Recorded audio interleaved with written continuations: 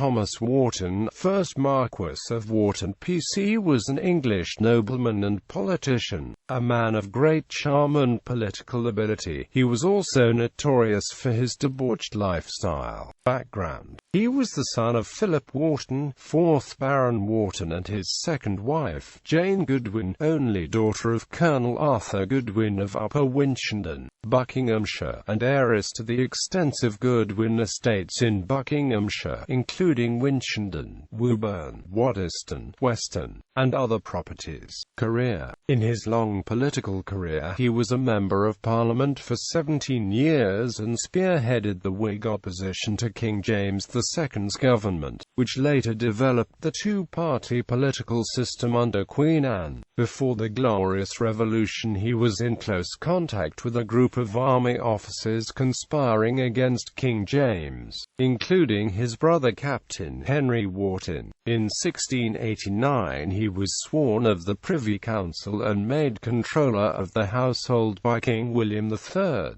establishing the link between the royal position and government for the first time. Although William is said to have distrusted him, he went out of office in 1702, after the accession of Anne, but in 1706, he was created Earl of Wharton and Viscount Winchendon in the Peerage of England.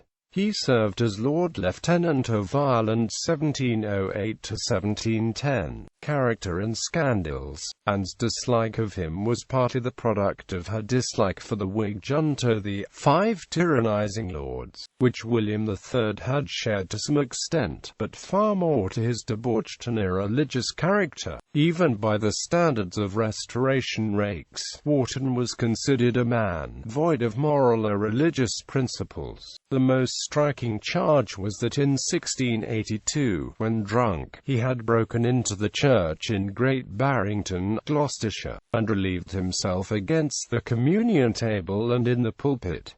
The story is probably true. Certainly in 1705, during a debate on church matters in the House of Lords, Wharton was left speechless when Thomas Osborne, 1st Duke of Leeds, directly accused him of it. Despite his faults, he has been described as a man of immense charm, a fine public speaker and a political organizer of genius.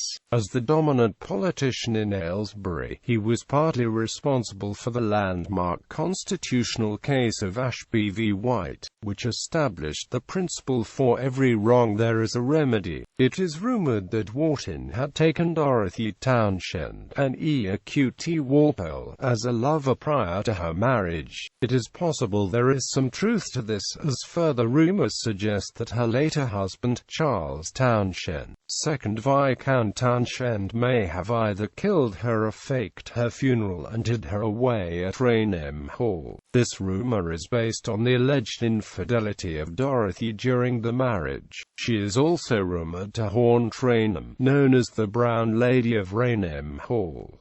Last years, under George I of England, he returned to favour. In January 1715, he was created Marquess of Catherlough, Earl of Rathfarnham, and Baron Trim in the Peerage of Ireland, and in February 1715 Marquess of Wharton and Marquess of Malmesbury in the Peerage of Great Britain. When he died in April 1715, he was buried in Upper Winchendon, Buckinghamshire. He is generally credited as author of the original lyrics of Lillibullero, which rhymed King James out of England. Family. Wharton married firstly on 16 September 1673 Anne, or Nan, Lee, younger daughter of Sir Henry Lee, 3rd BT, an elder half-brother of the famous libertine poet John Wilmot, 2nd Earl of Rochester. She had some reputation as a poet and dramatist. They had no issue together.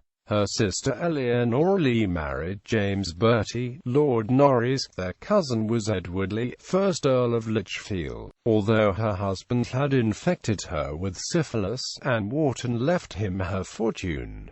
Her mother and Street, John, Countesses of Rochester, tried to regain her fortune from the Whartons with little effect. He married secondly Lucy Loftus, only daughter and heiress of Adam Loftus, 1st Viscount Lisburn. They had one son Philip Wharton, 1st Duke of Wharton, and 2 daughters, Lucy Holt and Jane Morris. On his son's death, without heirs, all his titles became extinct, except the barony which passed to Jane Morris.